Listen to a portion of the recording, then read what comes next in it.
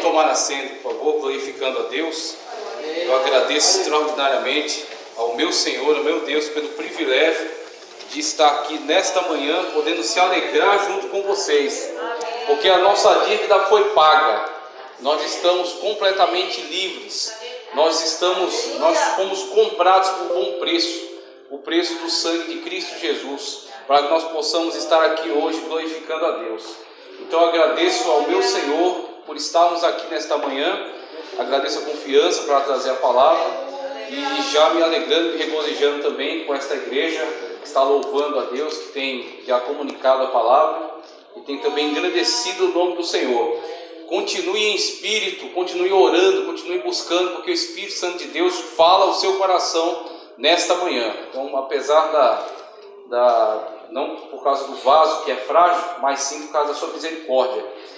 Vamos primeiro para o livro de Gênesis, que o Espírito Santo de Deus tem algo a comunicar a você também ali, como já tem falado ao meu coração. Livro de Gênesis, capítulo 22. Livro de Gênesis, capítulo 22. Aí depois a gente vai para Lucas, tá? Capítulo 23. Isso mesmo, Lucas capítulo 23. Começando por Gênesis, capítulo 22. A partir do versículo 5.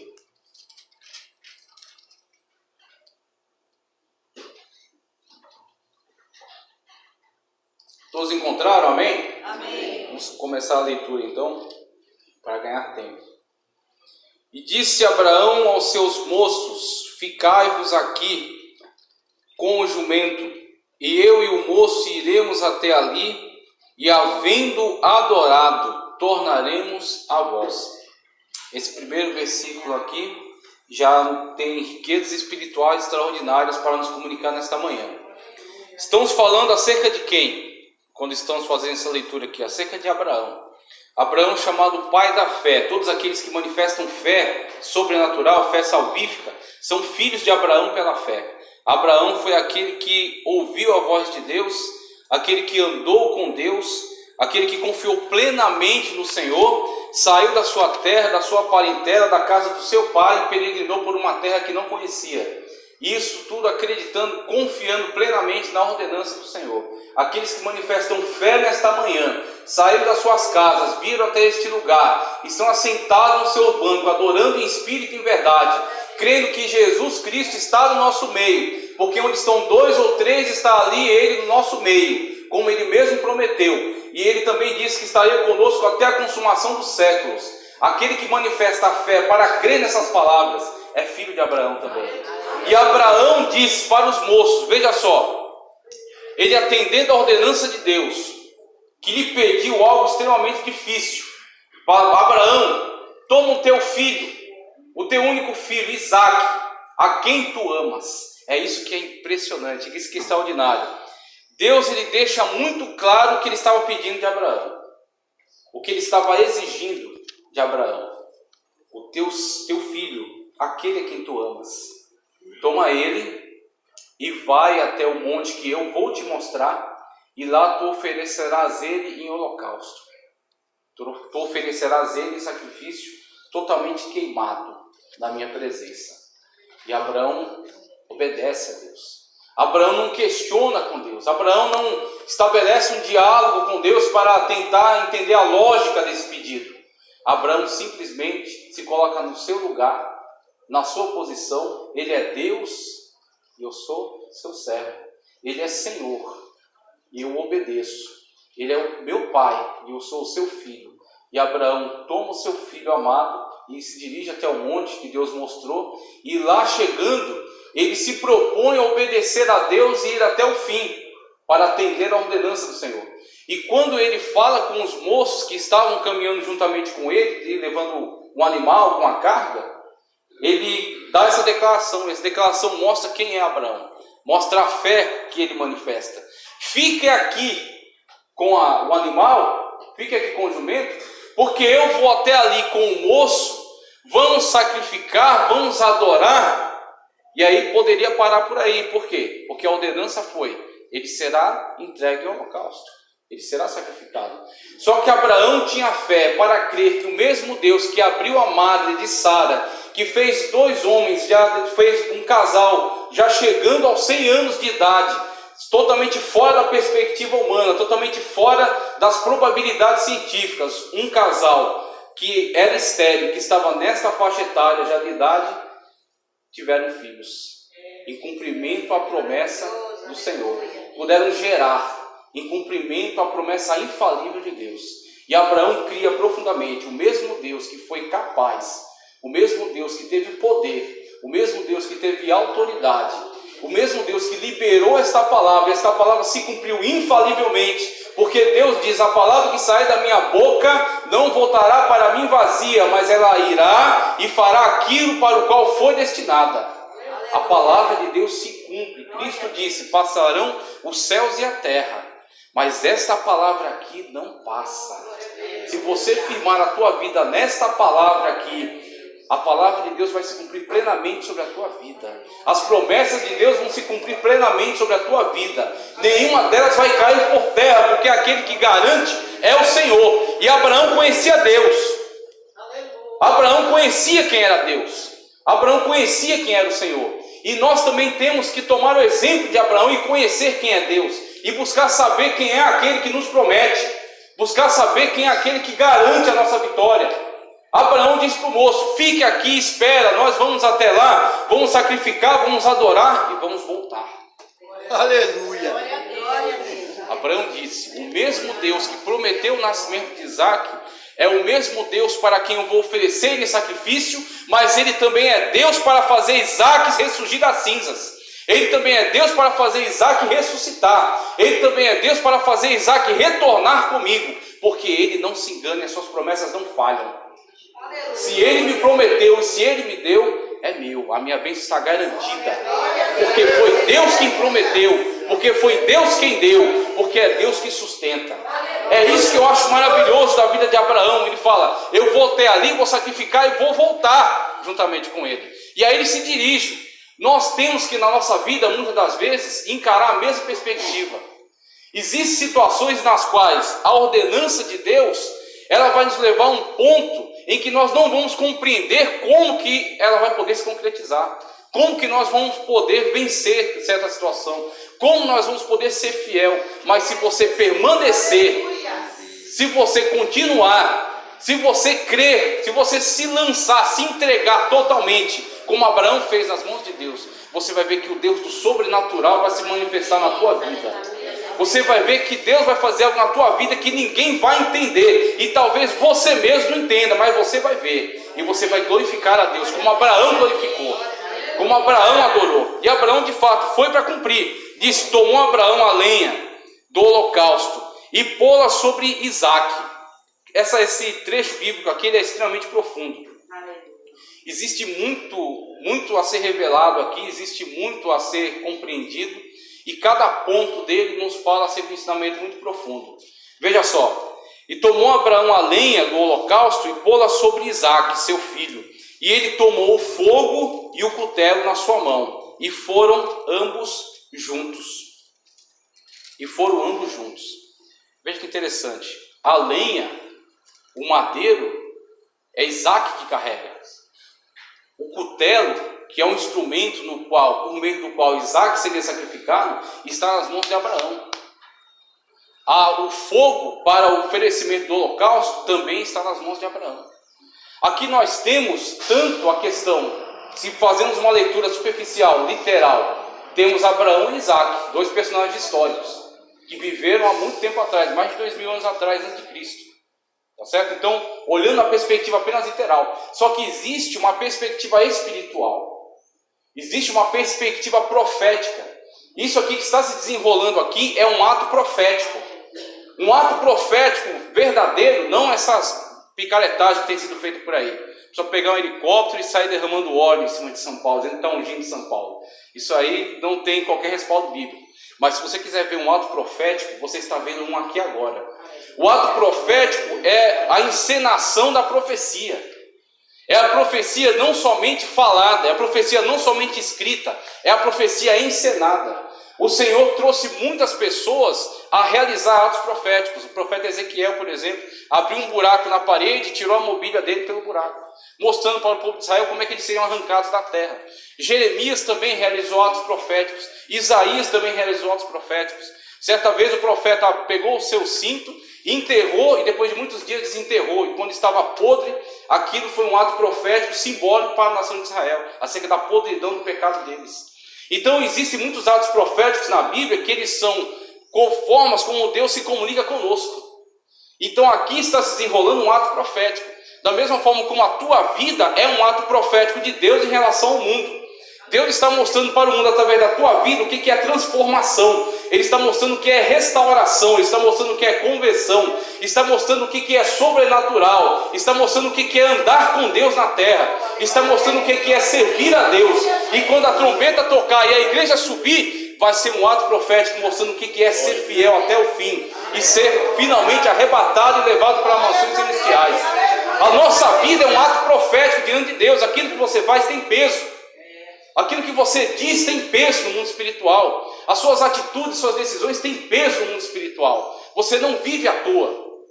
Você não vive de qualquer maneira. Tudo que você faz tem importância e significado. Tanto que Cristo falou, o homem há de dar conta por cada palavra ociosa que sair da sua boca. Porque a tua palavra tem poder. Se você pronuncia palavras de maldição, é isso que você está trazendo para a sua vida. Se você pronuncia palavras ociosas, é isso que você está fazendo na sua vida. Então a nossa vida é um ato profético, como está acontecendo aqui. E Abraão, juntamente com Isaac, estão se dirigindo para o lugar do sacrifício. E a lenha está com Isaac. É ele que carrega a lenha. E é interessante porque este é uma representação do Filho de Deus que também carregará o madeiro. Do Filho de Deus que também carregará uma cruz. Que também carregará a lenha para o sacrifício. E é interessante porque o Filho de Deus que também carregará esta lenha, como cumprimento desse ato profético, ele aconselha para cada um de nós nesta manhã, se alguém quiser vir, presta atenção, se alguém quiser vir após mim, negue-se a si mesmo, tome a cada dia a sua cruz. Tome a cada dia a sua cruz. Qual é a tua cruz, meu irmão? O que te faz sofrer? O que é o espinho na carne? Como Paulo disse, muitas vezes orei ao Senhor para que removesse. E o Senhor disse, não será removido. Por quê? A minha graça te basta. Você não precisa que eu remova esse espinho. Você não precisa que eu acabe com todos esses problemas. Você não precisa que tudo dê certo para você me servir. Você não precisa que todo mundo te aplauda. Você não precisa que todo mundo te elogie. Você não precisa que todo mundo te receba. Você não precisa que tudo dê certo. Você só precisa da minha graça. A minha graça te basta. O meu poder vai se manifestar na tua fraqueza. É exatamente na tua fraqueza que eu mostro que eu sou Deus. Porque você não pode, mas eu posso. Porque você não sabe, mas eu sei. Porque você não consegue, mas eu te ajudo. A minha graça se manifesta na tua fraqueza. Quanto mais pequeno você é, quanto mais fraco você é, quanto mais insignificante para o mundo você é, mais eu manifesto através de você. E as pessoas olham para você e não entendem como você venceu. As pessoas olham para você e não entendem como você sobreviveu. Como você passou por essas trevas. Como você passou por este vale, como você saltou essa muralha, mas é porque, como Davi disse, você também pode dizer, com o meu Deus eu salto muralhas. O Senhor é que vai tirar a tranqueira do caminho, o Senhor é que vai derrubar Jericó diante de você, é o Senhor que vai abrir o Jordão para você passar, é o Senhor que vai abrir um caminho, e você vai chegar, porque Deus é contigo, porque o Senhor é sobre a tua vida. Então veja aqui o que está acontecendo. O madeiro está com Isaac, mas o cutelo está com Abraão. Porque Isaac é a figura de Cristo. Porque Abraão é a figura de Deus. Abraão ali está representando um ato profético. Da mesma forma, quando você chega onde você está, na sua faculdade, na sua escola, na sua vila, no seu trabalho, você está representando Deus ali. E você precisa se conscientizar disso. Se você tomar decisões erradas, se você der mau testemunho, se você tiver atitudes incorretas, não é o teu nome que está sendo envergonhado. Não é somente o teu nome. É o santo nome de Cristo que foi invocado sobre a tua vida. Porque as pessoas olham para você e digam, é um servo de Deus. É uma serva de Deus. E se você não se conscientizar disso, você vai envergonhar o nome do Senhor. Você tem que tomar muito cuidado com isso. Você tem que estar muito atento a isso. Como a tua vida é importante. Como a tua vida tem valor. Como as tuas atitudes têm peso espiritual. E Abraão representava Deus ali. E o cutelo está na mão de Abraão. Porque Abraão vai representar aquilo que Deus fará em relação ao seu próprio filho. Só que tem uma coisa. Quando nós olhamos para a situação de Abraão, Deus, ele teve, vamos dizer assim, misericórdia, como também terá da nossa vida, como também teve da nossa vida, e também teve misericórdia da vida de Abraão. E aí, na continuidade diz, tomou Abraão a lenha do holocausto e pô-la sobre Isaque, seu filho. E ele tomou o fogo e o cutelo na sua mão, e foram ambos juntos. Então falou Isaque a Abraão, seu pai, e disse, meu pai. E ele disse, eis-me aqui, meu filho. E ele disse, eis que o fogo e a lenha, eis aqui o fogo e a lenha. Onde está o cordeiro para o holocausto? Disse Abraão, Deus proverá para si o cordeiro para o holocausto, meu filho. E assim caminharam juntos. O que Deus quer realizar através da vida de Abraão e o que Deus quer realizar através da nossa vida. O Senhor quer mostrar para o mundo que Ele é Deus. O Senhor quer mostrar, quando Deus te abençoa, não é somente para o seu deleite, não é somente para agradar a você, não é somente para alegrar o seu coração, mas quando Deus abençoa você, Deus está mostrando para o mundo que Ele é provedor.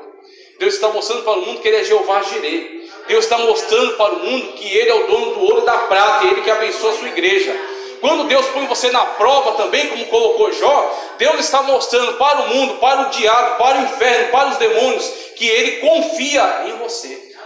Viste meu servo Jó, homem temente e que se desvia do mal? E o diabo duvidou da situação e criou todo um contexto. Só que Deus confiava no seu servo, Deus acreditava no seu servo. E disse, toque em todas as coisas, só não na sua vida. E aquele homem foi até uma situação que ninguém nunca havia imaginado para a vida dele. A ponto de que ele ia perder todas as coisas e apenas ter um caco de telha para se coçar. E está numa situação tal que a mulher dele disse, amaldiçoa esse teu Deus e morre. Ele foi até esse nível. Só que ele não estava em pecado. Só que ele não estava desviado. Ele não estava endemoniado. Ele simplesmente estava passando por um processo, um ato profético, por meio do qual Deus mostraria que um fiel pode sofrer, que um fiel pode padecer, que um fiel pode de fato ser atormentado, mas como Jó disse, eu tenho crido no Senhor, e por fim Ele se levantará e julgará ao meu favor. Jó disse, ainda que Ele me mate, nele confiarei. Ainda que Ele me mate, nele confiarei. O Senhor conhece a tua estrutura. O Senhor conhece as suas bases, aonde você está firmado. Se você está passando por uma prova, não murmure. Se você está passando por uma situação de aperto, se você está passando por um vale, não desista, não retroceda, não volte atrás. Aquele que põe a mão no arado e olha para trás não é digno. Continua, vá em frente, siga em frente. Porque como disse Jó, você também vai dizer, o Senhor vai se levantar pela tua causa. O Senhor vai mudar o quadro, o Senhor vai mudar a situação, o Senhor vai demonstrar através de você que vale a pena ser fiel até o fim. E quando Deus resplandecer sobre a tua vida, as pessoas vão olhar e vão ver Deus em você. É isso que é um ato profético perfeito. E Abraão disse, Deus proverá para si o cordeiro. É Deus que vai providenciar, não sou eu. Eu simplesmente obedeço. Você está entendendo o que o Espírito Santo de Deus está falando para você? Você não é o cálculo que você vai fazer. Não é que você vai achar a solução. Não é que você vai dar um jeito. É que você vai confiar no teu Deus até o fim. Você tem que ir até a margem do mar. Quando chegar diante do mar e Faraó estiver apertando já atrás, é Deus que vai dar para você a ordem. Por que clamas a mim? Manda ao povo que marche. Toca agora nas águas e eu vou abrir um caminho de escape para você no meio do mar. Você tem que confiar no Senhor até o fim. Não é por lógica, é por fé. Você tem que se entregar e se lançar totalmente, confiando no teu Senhor, como Abraão fez. Porque quando Abraão fez isso, Deus de fato proveu o cordeiro. Veja, e vieram E disse Abraão: Deus proverá para si o cordeiro para o holocausto, meu filho.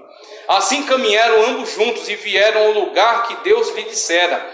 E edificou Abraão ali um altar, e pôs em ordem a lenha, e amarrou Isaque seu filho, e deitou sobre o altar em cima da lenha. E estendeu Abraão a sua mão, e tomou o cutelo para imolar seu filho.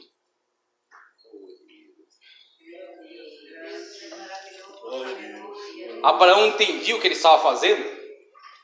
Certamente não. Mas Abraão obedecia a Deus. Abraão era fiel. Abraão era corajoso para servir a Deus, porque covardes não conseguem servir a Deus. Pessoas de pensamento duplo não conseguem servir a Deus. Pessoas que ficam cocheando entre dois pensamentos não conseguem servir a Deus. Pessoas com dúvida não conseguem servir a Deus. Pessoas infiéis não conseguem servir a Deus. Somente os fiéis vão conseguir ir até o fim. Muitos serão chamados, mas poucos serão escolhidos. Muitos são chamados, muitos recebem oportunidade, mas nem todos sabem aproveitar a oportunidade dada. Então Abraão foi fiel até o fim. Quando Abraão levantou a sua mão com o cutelo, Isaque no coração dele já estava sacrificado. Quando Abraão levanta a sua mão com o cutelo, Isaque no coração de Abraão, na mente de Abraão, Isaque já estava sacrificado. Ele de fato tomou a disposição de ir até o fim e de sangrar Isaque diante de Deus, em obediência àquilo que o Senhor havia lhe ordenado, e crendo que o mesmo Deus que providenciou aquela bênção também traria uma solução para aquela situação, também traria o sobrenatural naquela situação. E aí é quando você realiza este ato profético perfeito que Deus se manifesta, como se manifestou também na vida de Abraão. Veja só: mas o anjo do Senhor lhe bradou desde os céus e disse: Abraão, Abraão. E ele disse: eis-me aqui. Então disse: não estendas a tua mão sobre o moço, e não lhes faça nada. Portanto agora sei que temes a Deus, e que não me negaste o teu filho único. Então levantou Abraão os seus olhos e olhou, e eis um carneiro de trás dele, travado pelas pontas no mato. E foi Abraão e tomou o carneiro e ofereceu em holocausto em lugar de seu filho. Vamos para o Evangelho de Lucas agora, para você saber quem é este cordeiro que cumpriu o ato profético agora até o fim. Abraão simplesmente representou aquele ato profético. Abraão apenas simbolizou para o mundo o que seria feito. Abraão, da mesma forma como fazemos na nossa vida, ele representou para o mundo quem é Deus e qual é o valor do sacrifício de Cristo. Só que Cristo Jesus vivenciou aquilo de forma literal. O cordeiro que Deus proveu para Abraão se chama-se Jesus Cristo. O cordeiro de Deus que tira o pecado do mundo. O sacrifício vicário, o sacrifício substitutivo. Aquele que veio substituir Isaque no holocausto. Aquele que veio se colocar no lugar de Isaque. Isaque foi uma representação, Isaque foi um símbolo, mas Jesus Cristo foi o sacrifício perfeito. Jesus Cristo foi o sacrifício substitutivo. Jesus Cristo foi o sacrifício definitivo. E o sangue derramado de Cristo Jesus nos purifica de todo pecado. Cristo tomou sobre si as nossas dores. Cristo tomou sobre si os nossos pecados. Cristo tomou sobre si as nossas ofensas. Cristo se apresentou diante de Deus com o seu próprio sangue e disse: esse aqui é o sangue da nova aliança. E disse: esse aqui é o sangue no qual eles serão expiados, no qual eles serão purificados. Por isso que nós podemos apresentar diante de Deus. Nós podemos entrar ousadamente diante do Senhor, para adorar e para servi-lo na beleza da sua santidade, para estarmos diante da sua face e para falarmos diretamente a Deus, sem necessidade de intermediário, porque Cristo é só Ele, o único intercessor, é o único que pode abrir o caminho, a verdade e a vida, aquele que nos abre um acesso direto a Deus. Veja só, aquele cordeiro que Deus proveu para Abraão está aqui, em Lucas capítulo 23, versículo 33.